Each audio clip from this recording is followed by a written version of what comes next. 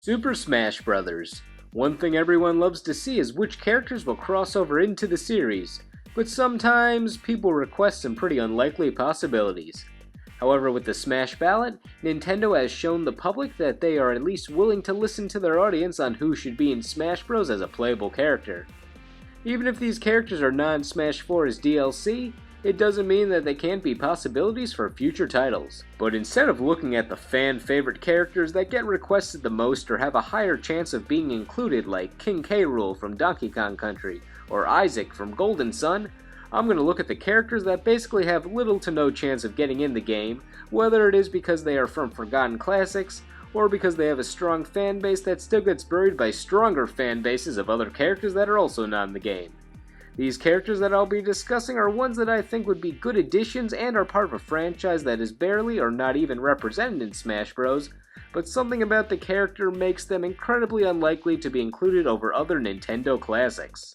Some of these choices even have a very solid potential moveset, it's just there are a few other barriers to entry for them. Anyway, these are my top 10 unlikely playable characters for the Super Smash Bros. Series that I still want to see anyway. Number 10. Chibi Terasu. Chibi Terasu is from Okamiden, which is the DS exclusive sequel to Okami. He is the son of the sun goddess Amaterasu, who was Okami's protagonist. Despite critical acclaim, Okami sold poorly, making Okamiden more of a low-key release. Because of this, it's very difficult to see Nintendo turning to this franchise over other franchises more closely related to Nintendo when choosing a Smash Bros. Character. Still, Okami and Okamiden have both been on Nintendo consoles, and since Chibi Terasu was in the most recent game that was also a Nintendo exclusive, he would make a good fit to represent this underrated series. He could possibly control the elements like his mother did in Okami, and use them in a similar manner to how she did in Marvel vs. Capcom 3. Chibi Terasu also uses the same weapons as his mother. Even more unique though is Chibi Terasu can use some other characters that rode on his back in Okamiden. With these characters using items like the flute or the sword, Chibi Terasu has a pretty developed potential moveset. Plus, couldn't Smash Bros. Use a dog character that has a little buddy accompany him? Oh, that's right, we have one. Well, pack it up, the dream is dead. Number 9. Zeke and Julie from Zombies Ate My Neighbors. Zombies Ate My Neighbors was a cult classic for the Super Nintendo and was re-released to the Virtual Console, revitalizing its underground popularity. However, the series has only had 2 games and doesn't really have any characters that stand out as iconic, especially compared to other potential characters for Smash Bros. Still, with the reception of the games, they have at least shown that they do have an audience. Really, the only 2 options for representatives from this series are the 2 main characters, and they can be alternate costumes of each other if they were included in Smash Bros. Their appearance, though, is a bit dated, so get used to that 90s style. The game had an immense amount of tools for the characters to fight off all these horror monsters. The standard weapon was the squirt gun, however you could easily upgrade to other household items like fire extinguishers and weed whackers, or go crazy with non-standard household items that you just find around this neighborhood like flamethrowers and rocket launchers. Don't question it. They even have a final smash ready where they can drink this Dr. Jekyll-esque potion and turn into this brutish monster. Number 8. The Snowboard Kids. Snowboard Kids was an under-the-radar classic game for the N64. It even spawned a sequel. The game had very cartoonish kids, snowboard racing with some interesting power-ups they could retrieve on the field. This might sound like the snowboarding version of Mario Kart without Mario characters, probably because it sort of is. But still, the game was unique enough to get a sequel and an edgy modern version on the DS with characters that look like they should be in Digimon. However, the similarities to other racing games and the fact that the game series has really had no recent releases makes the Snowboard Kids major long shots for choices in the Super Smash Bros. Series. There still is variety for moves with all the different snowboard variations and projectiles the kids could obtain. Each of the kids could be a different costume for each other, like the Villager or Bowser Jr. and the Koopalings. More like the latter, since all the Snowboard Kids were actually voiced by Lonnie Manila, who also voices some of the Koopalings. So there you go, you have the voice ready for the kids. Step 1 of 80 complete. Number 7. Chibi Robo. Despite this robot's obscurity, Outside of its initial game, it had not one, not two, but three follow-up games that utilized different motifs, including photography in his most recent game. The main factor that makes Chibi Robo a less likely character is that he's sort of a minor franchise compared to other Nintendo franchises that is not released worldwide for each new game that he has. However, that's just my observation. I'm not saying that means he's impossible for Smash Bros, but it certainly makes other characters bigger contenders compared to him. That being said, Chibi Robo has plenty of interesting quirks. His games have the feel of a Katamari game to me. They're random, but they still have an objective. Chibi can clean with toothbrushes, fly with his inspector gadget like helicopter blades, and really use whatever he finds lying around his house, or wherever he's located. His final smash could involve him plugging into that giant robot that he was trying to fix in the first game, named Giga Robo. Chibi Robo's size might be a problem since he's only 10 centimeters tall, but really Nintendo could just make him Olimar's size in Smash Bros, considering Olimar's actual game size. Number 6. The Reckless Wii Remote Guy. Yeah, so after the Smash Ballot was announced, some people online had the joke idea of putting in the silhouette of the guy who shows us how to properly and not properly use the Wii Remote, aka the Wiimote, in all the manuals and game warnings for the Wii. It's pretty obvious why I think this character, if you want to call him that, never has a chance to be in Smash Bros. At the same time, we have a character with a similar background to the Reckless Wii Remote silhouette guy in the Wii Fit Trainer, so there is kind of a chance. However, the Wii Fit Trainer can at least be taken seriously to an extent. Reckless Wii Remote silhouette guy is random, and I kinda love the idea for that reason. In fact, as my friend known as Mr. Fluffums on YouTube says, Wii Remote silhouette guy is technically in every Wii game. Just load up the game and you get that one-screen warning about Wii safety. In a way, his moveset should be somewhat easy to make. Just have him do what Nintendo advises against. Maybe he rotates his body too close to other characters, his Wii Remote becomes dislodged, and he tests the Wii Remote by hitting it against whatever is near him. Wii Remotes hurt more than you think. Why do you think Nintendo doesn't want us to step on them? According to this picture, they emit electricity. It's the perfect weapon for a Smash Bros character. Disclaimer, your Wii Remote should not actually emit electricity. Number 5. The Rhythm Heaven Interview Girl. Rhythm Heaven's seemingly fan-favorite character representatives for the Smash Bros series are the Choir Boys, and maybe they'll make it into the game someday, making the other characters from Rhythm Heaven seem more unlikely for the Smash Bros series. However, with Rhythm Heaven lacking any character representation at the time of this recording, I think the news reporter interviewing the wrestler would be a good choice. Why? Because that's my favorite minigame.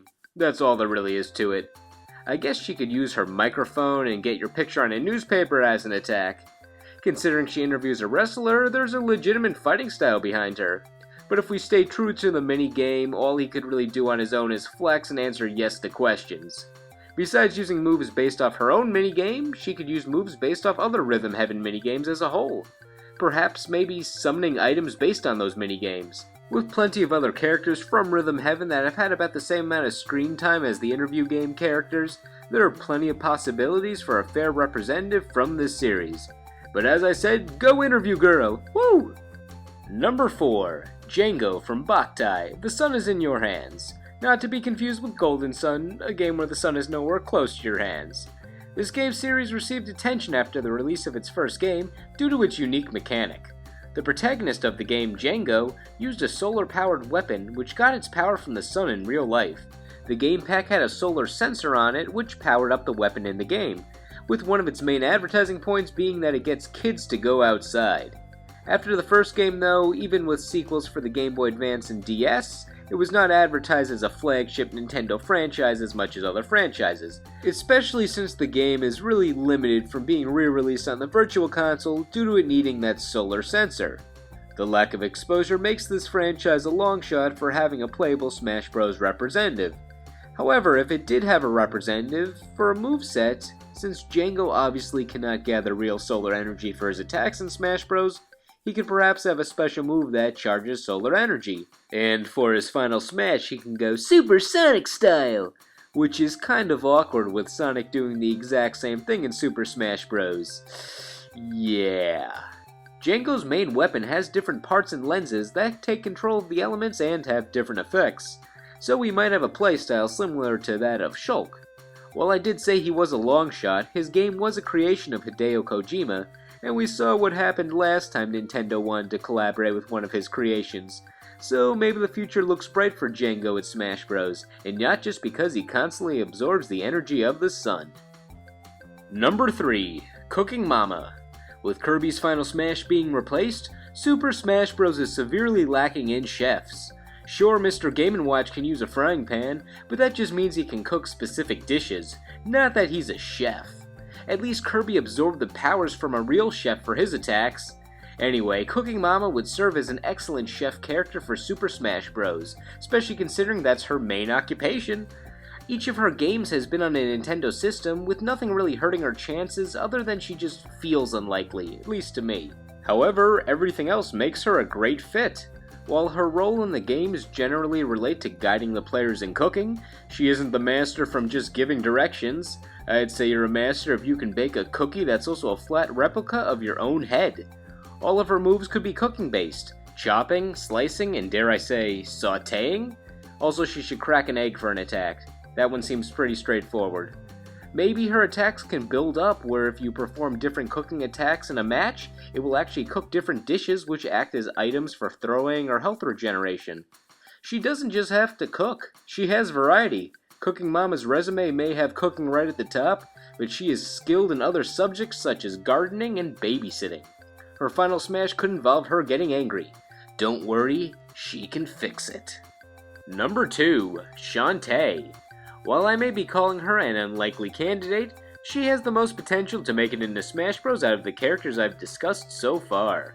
While there are a few factors that make her more unlikely than many other characters, mainly being that she's second party and Nintendo doesn't pay as much attention to her compared to other franchises, the fact that all of her games have been on Nintendo systems, sometimes being Nintendo exclusive, gives her a boost. More important though, her fan base and her developer are always making pushes to get her into Smash Bros. I may be proven wrong by calling her unlikely, which I would be happy with considering this is a list about characters I want to see playable. As for how she would play in Smash Bros, she has a vast array of moves she uses in her games and they would definitely stand out in a crowd. She's a fighting genie. What's cooler than that? A fighting chef? Maybe. One of her most used attacks is her hair whip, which is not only an interesting attack, but it can reflect other attacks. How strong is it? It's strong enough to hit a cannonball like a baseball. That's powerful hair. You're using more than just L'Oreal, aren't you?